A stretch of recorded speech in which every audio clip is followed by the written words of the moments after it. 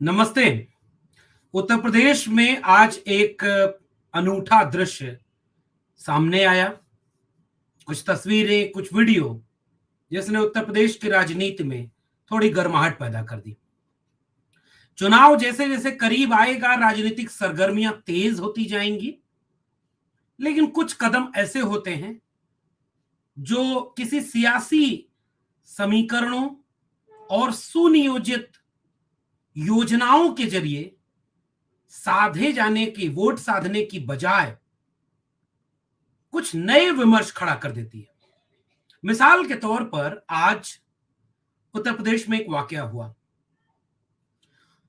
Bharatiya Janata party की सरकार है और लखनऊ में प्रमुख विपक्षी दल समाजवादी पार्टी के राष्ट्रीय अध्यक्ष अखिलेश यादव की कुछ तस्वीरें आज दोपहर से सोशल मीडिया पर वायरल हो गई।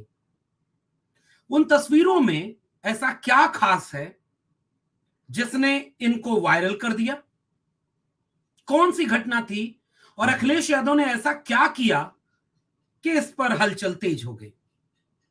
इस पर आज एक विश्लेषण करेंगे और यह समझने की कोशिश करेंगे कि इन तस्वीरों के जरिए समाजवादी पार्टी जो प्रमुख विपक्षी दल है, अब वो चुनावी समर में कूदने की तमाम सियासी बिसात के बीच अपने कार्यकर्ताओं और अपने विपक्षी दल भारतीय जनता पार्टी को कौन सा पैगाम देना चाहती है। जी हां, तस्वीरें जयप्रकाश नारायण इंटरनेशनल सेंटर पर माल्यार्पण करने के लिए एक कार्यक्रम जो समाजवादी पार्टी की तरफ से बनाया गया था, और आज जयप्रकाश नारायण का जो जन्मदिन है, आज के दिन वहां पर एक कार्यक्रम होना था।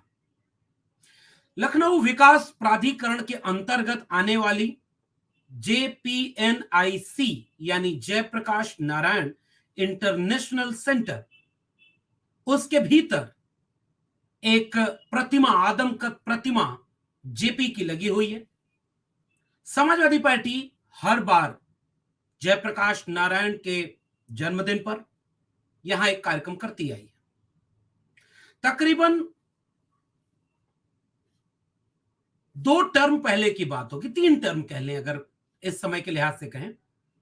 2003 से 2007 के बीच जब उत्तर प्रदेश में समाजवादी पार्टी की सरकार थी और मुलायम सिंह यादव उसके मुख्यमंत्री हुआ करते थे, उस दरमियान देश के प्रमुख बहुत बड़े बड़े समाजवादी नेताओं के समारोह के जरिए एक शिलान्यास किया गया था।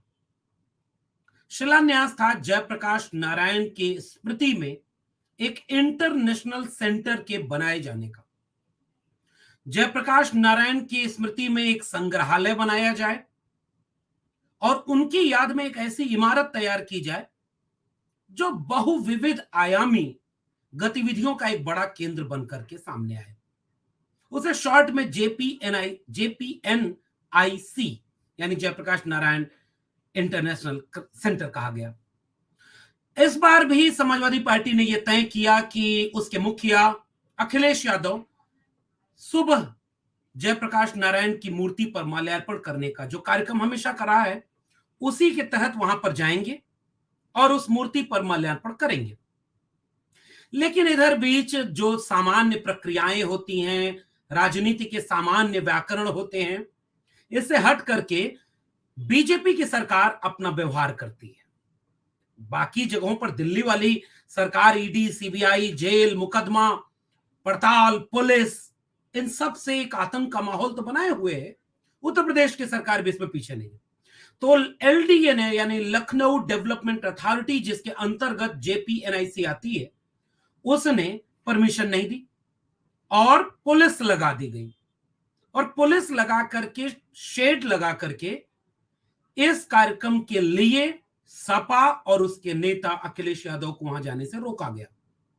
अखिलेश यादव ने ट्वीट किया और ट्वीट करते हुए उन्होंने थोड़ा सख्त अल्फाज में समाजवादी विरासत को याद किया, जयप्रकाश नारायण को याद किया, देश में आपातकाल लागू किए जाने को याद किया और उस आपातकाल के खिलाफ समाजवादी और संविधान को मानने वाले लोगों के आंदोलन की विरासत को याद किया और उस विरासत को याद करते हुए उन्होंने कहा कि तब उस समय के जुल्मी तानाशाहों से लड़ने के लिए जैसे जयप्रकाश नारायण ने संपूर्ण क्रांति का एक बिगुल बजाया, क्या अब उनकी मूर्ति पर माला पहनाने के लिए भी हमें क्रांति करनी पड़ेगी?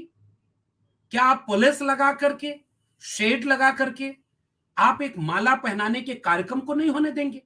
और इस ट्वीट के बाद आमतौर पर राजनीतिक विमर्श के गलियारों में ये सूचनाएं इस तरह से पोर्ट्रे की गई कि अगर सामान्य परिस्थिति होती तो अखिलेश यादव कहते कि अरे भाई परमिशन नहीं मिले, नहीं जाएंगे, और वो छोड़ देते कि चलो छोड़ो जाने दो, और दो चार बयान दे देते, दो चार ट्वीट कर देते।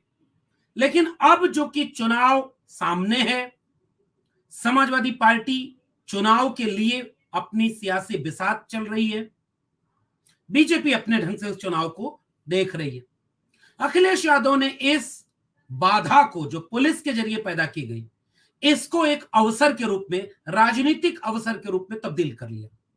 और अरसे बाद समाजवादियों के बीच एक तस्वीर आई कि उनका राष्ट्रीय अध्यक्ष, उनका सबसे बड़ा नेता, जब उसको गेट बंद करके रोका गया तो लोक जागरण अभियान का जो अपना रथ था जिसे लेकर अखिलेश यादव वहां पहुंचे थे, उन्होंने इस बाधा को चुनौती के रूप में कबूल किया और अरसे बाद लड़ते हुए अखिलेश यादव की, लीग से हटकर सामने संघर्ष करते हुए अखिलेश यादव की वो तस्वीरें सामने आ गई कि जो गेट बना हुआ था उस पर अखिलेश यादव चढ़ गए और दूसरी तरफ उतर करके उन्होंने जाकर जयप्रकाश की मूर्ति पर जो पर्दे लगे थे, जो ढका गया था, उसे हटाया, माला पहनाई, पुष्प वर्षा की और निकल करके पत्रकारों को संबोधित करते हुए ये कहा कि ये एक सामान्य कार्यक्रम,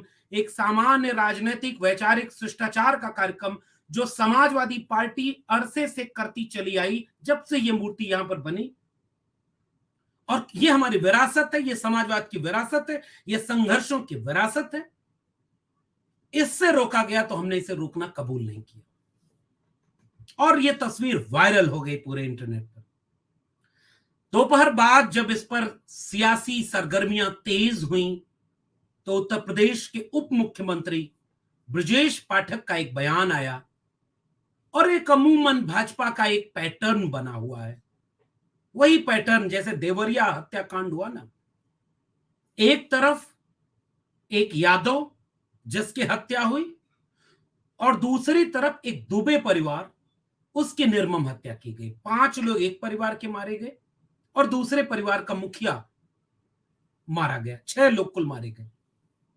किसी भी सरकार के लिए एक न्यूनतम राजधर्म, जिसे अटल बिहारी वाजपेयी जब नरेंद्र मोदी को गुजरात दंगों के बाद सिखाने गए थे कि एक राजा के लिए प्रजा प्रजा में भेद नहीं हो सकता, एक राजा जाति देख करके कोई कदम नहीं उठाता। मारे दोनों तरफ गए थे लोग, लेकिन सरकार की तरफ से कोई हॉस्पिटल मिलने गया, चाहे वो मुख्यमंत्री हो, उप मुख्यमंत्री हो या विधायक हो, सांसद हो, उन लोगों ने एक पक्ष को चुन लिया जिसे वो अपना कोर वोटर मानते हैं और दूसरे पक्ष की हत्या को छोड़ दिया। ये सरकार का रवैया था। और उसके बाद जब इस पे सरगर्मी तेज हुई तो सरकार कहने लगी कि गुंडों की पार्टी है, वही भाषा। तो फिर से ब्रजेश पाठक ने वही भाषा अख्तियार की है कि ये गुंडों की पार्टी है। कानून व्यवस्था को तोड़ते हुए उन्होंने यह जो कदम उठाया अखिलेश यादव ने, यह उनके अराजक स्वभाव को दिखाता है और इसके बाद राजनीति तेज हो गई। अब इसका अगर विश्लेषण करें, इस पूरे परिदृश्य का विश्लेषण करें तो इसके क्या क्या नेतार्थ निकलते हैं। एक नेतार्थ ये कि भाई जब भी चुनाव सामने आएगा, चुनाव के समय सत्ताधारी दल या प्रमुख विपक्षी दल अपने ढंग से कोई भी मौका ऐसा नहीं छोड़ना चाहेंगे जिससे कि उनको कोई सियासी लाभ न मिले। सबका अपना एक वोट बैंक होता है, सबका अपना एक संगठन है, सबके अपने कैडर हैं। सत्ताधारी दल के पास तमाम हथकंडे होते हैं जिससे वो अपने लोगों को मजबूत करे, आत्मविश्वास दे। और चुनाव के लिए तैयार करे। अगर वो दिल्ली है, लखनऊ है, तो उसके पास पुलिस है, तो सत्ताधारी दल ने पुलिस की एक विशाल फैला कर दी। और विपक्षी दल के पास क्या होता है?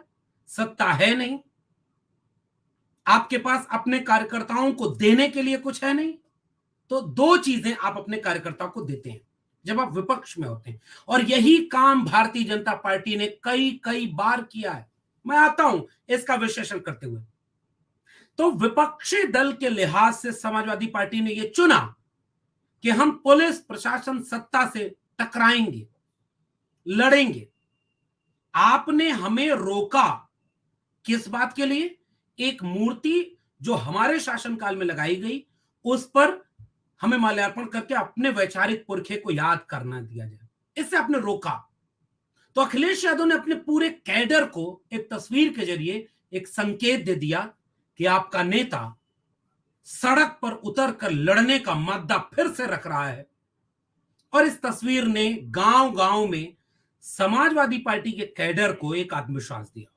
एक तो इसका यह पक्ष है कि जब प्रमुख नेता लड़ता हुआ दिखता है ना, और ऐसी तस्वीरें, सोशल मीडिया का जमाना है, तो पुरानी तस्वीर फिर से सोशल मीडिया पर तैरने लगी।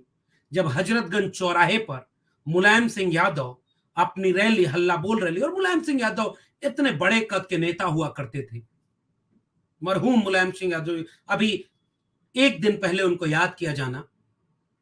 और जब सरकार ने रोका, पुलिस ने रोका, तो हाथ पकड़कर उनका खींच रही है पुलिस, और वो हजरतगंज जो लखनऊ का प्रमुख चौराहा है, उस पर मुलायम सिंह यादव खड़े हैं और नारे लगा रहे हैं। मुलायम सिंह यादव 2 बार तब तक इस उत्तर प्रदेश के मुख्यमंत्री हो चुके थे। और समाजवादी पार्टी के कैडर के भीतर एक आत्मविश्वास गया कि इतना वरिष्ठ नेता जब सड़क पर लड़ता हुआ दिखता है ना, तो बाकी लोगों को, कार्यकर्ताओं को लगता है कि जब हमारा नेता लड़ रहा है तो वो कई गुना ज्यादा उत्साह में लड़ता है। अखिलेश यादव ने आज जो ये कदम उठाया है, इसने उनके कार्यकर्ताओं और संगठन के लोगों के भीतर एक आत्मविश्वास पैदा किया होगा, और उन लोगों को भी जवाब देने की कोशिश अखिलेश यादव ने की है, जिसे वो अपने लोक जागरण अभियानों के जरिए, जिसे वो अपने जिलों जिलों के दौरे, चाहे वो किसी शादी का कार्यक्रम हो या किसी के घर कोई निधन हुआ हो, वो जब जब जहां जहां जा रहे हैं उसके जरिए वो अपनी सक्रियता बढ़ा रहे हैं। और इस तस्वीर से उन्हें भी जवाब दिया कि वो केवल ट्विटर के नेता हैं। तो ये एक बदलाव समीकरण का उत्तर प्रदेश में दिख रहा है। देवरिया प्रकरण के बाद सरकार बुरी तरह घिरती दिख रही है। ऐसा ही प्रकरण कानपुर में कमोबेश हत्या होती है। अगर एक व्यक्ति की भी हत्या हो या कई व्यक्तियों की हत्या हो, इसे आप तराजू पर रख कर तौलते नहीं हैं। हत्या है, एक की हो या 5 की हो। और कानून का पक्ष जाति देखकर, सरकार का बुलडोजर जाति देखकर कतई नहीं चलता, और अगर चलता है तो इससे एक आक्रोश आमजन के भीतर फैलता है। कोई विधायक श्रद्धांजलि सभा के नाम पर एक रैली की तरह भाषण दे, चुनावी भाषण दे, सियासत भरा भाषण दे, तो वो समीकरण उसको हलचल को पैदा कर चुका है। और दूसरी तरफ लोग एक सवाल पूछ रहे हैं उत्तर प्रदेश के कि वो जो यादव मारा गया वो हिंदू नहीं था क्या? तो ये जो जितने हिंदूवादी संगठन थे वो केवल एक पक्ष के घर क्यों गए? दोनों पक्षों के यहां जाना चाहिए। अगर घर की पैमाइश होनी है, जमीन का नाप होना है, बुलडोजर के लिए नोटिस चस्पा करना है, तो वो दोनों पक्षों पर होना चाहिए। न्याय हो, इससे ज्यादा बड़ी बात कानून की भाषा में ये कही जाती है कि न्याय होता हुआ दिखना भी चाहिए। और इस सरगर्मी के बीच उत्तर प्रदेश में पहले से ही एक माहौल बना हुआ है। घोसी उपचुनाव ने उसमें एक गर्माहट पैदा की। देवरिया प्रकरण ने यह सामने रख दिया कि सरकार बायस्ड है। और अब आज की तस्वीर, और इससे अखिलेश यादव कई समीकरण साधते हुए नजर आए। प्रेस को अपना बयान देते हुए अखिलेश यादव ने कहा कि भाई ये वैचारिक लड़ाई है, ये संविधान को बचाने की लड़ाई है, हमने कोई कानून व्यवस्था नहीं तोड़ी। अब इसका विश्लेषण करिए। कोई प्रमुख विपक्षी दल हो और जब जब भारतीय जनता पार्टी विपक्ष में रही हो, उसका रवैया क्या था? क्या, और भारतीय जनता पार्टी को तो विपक्ष में रहने का लंबा अनुभव है ना। 2 सांसद से चले थे। हाँ, ठीक बात है, पिछले 10 साल से केंद्र में बड़ी बहुमत की सरकार है। उसके पहले तो विपक्ष में थे ना लंबे समय तक। कोई आंदोलन नहीं किया क्या? सारे काम पुलिस की परमिशन के बाद किया क्या? तो एक सवाल का जवाब दिया जाए कि रथ यात्रा की परमिशन थी क्या? अयोध्या में जो कुछ हुआ 1992, उस सब की परमिशन ली गई थी क्या? क्या उत्तर प्रदेश के मुख्यमंत्री ने प्रधानमंत्री और राष्ट्रपति को यह भरोसा नहीं दिया था क्या कि हमारे रहते कोई भी ऐसा काम नहीं होगा जो सांप्रदायिकता को हवा दे? और उसके बाद भी वो सारा काम नहीं हुआ क्या? और अराजक कौन? प्रमुख विपक्षी दल। आतताई और गुंडों के लिए किसको कहा जाएगा? प्रमुख विपक्षी दल। जो ब्रजेश पाठक ने इस तस्वीर के आने के बाद, समाजवादी पार्टी के आरोप लगाने के बाद यह सवाल उठाया गया। एक बात का और विश्लेषण करना बहुत जरूरी है, क्योंकि घटना का केंद्रीय विषय क्या है, मुद्दा क्या बना, और घटना का केंद्रीय मुद्दा था JPNIC, Jayaprakash Narayan international centre. एक बात और गौर करिएगा, ये 813 करोड़ रुपए खर्च करके एक ड्रीम प्रोजेक्ट की तरह अखिलेश यादव ने इसे बनवाया। इसमें जयप्रकाश नारायण को याद करते हुए एक संग्रहालय है, ओलंपिक साइज का टेनिस कोर्ट है, मल्टीपर्पज कोर्ट, बैडमिंटन कोर्ट, 1000 लोगों की क्षमता वाला कॉन्फ्रेंस हॉल, 2000 लोगों की क्षमता वाला convention centre, guest house, open air restaurant, cafeteria, gym, कुल 117 कमरे, मदर किचन, टॉप फ्लोर पर पूल और हेलीपैड की सुविधा। और आज ये खंडहर बना पड़ा है। और अखिलेश यादव ने यह आरोप लगाया कि योगी सरकार ने करोड़ों रुपए जो जनता के पैसे होते हैं उसे बर्बाद कर दिया। और यह जो काम है, इसने एक नई बहस को खड़ा किया। एलडीए ने कहा कि हम सुरक्षा वजहों से अखिलेश यादव को वहां नहीं जाने देना चाहते। फिर अखिलेश यादव ने कहा कि एक बंद पड़ी इमारत के भीतर एक मूर्ति रखी हुई है देश के बड़े समाजवादी नेता जयप्रकाश नारायण की। उस मूर्ति पर उनकी जयंती के दिन हम माला पहनाने जाकर के उन्हें याद करना चाह रहे हैं। इससे कौन सी कानून व्यवस्था को उल्लंघन हो रहा? कोई रथ यात्रा सड़क पर नहीं निकाली जा रही, कोई कानून तोड़ा नहीं जा रहा। लेकिन अब सरकार है ना, सरकार के पास तो 1000 तरीके होते हैं अपनी बात को सही साबित करने के। सरकार ने यह कहा कि यह कानून तोड़ा जा रहा और इस पर हंगामा हुआ। तो इसके बहाने अखिलेश यादव ने एक और चाल चली है, और वो ये कि ये जेपीएनआईसी बंद क्यों है, इसका भी जवाब केंद्र सरकार, उत्तर प्रदेश की सरकार दे। क्यों बंद किया है? और इतनी बड़ी इमारत जिसका इस्तेमाल उत्तर प्रदेश की सरकार कर सकती है, वो सरकारी चीज है, सरकार का पैसा लगा है, और सरकार का अपना कोई पैसा नहीं होता। दरअसल वो पैसा जनता का होता है।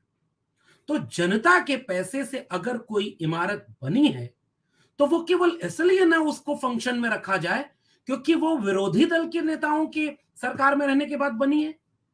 अगर यही तर्क केंद्र में रख लिया जाए तो भाई आपको आगरा लखनऊ एक्सप्रेस वे बंद कर देना चाहिए, आपको इकाना स्टेडियम बंद कर देना चाहिए। वो तो आप नहीं बंद किए। आपको एम्बुलेंस रोक देनी चाहिए, आपने वहां क्या कोशिश की? नाम बदल दिया। आपको पुलिस जो कंट्रोल रूम सिस्टम है, जितनी इमारतें बनी हैं बसपा की सरकार में, सपा की सरकार में, क्या उन्हें बंद कर दिया जाना चाहिए? ये एक विमर्श पूरे उत्तर प्रदेश में खड़ा हो गया, और इस विमर्श ने समाजवादी पार्टी और उसके कैडर को एक कॉन्फिडेंस दिया कि चुनाव के पहले उनका नेता अब हर तरह से तैयार है तानाशाही ताकत से लड़ने के लिए।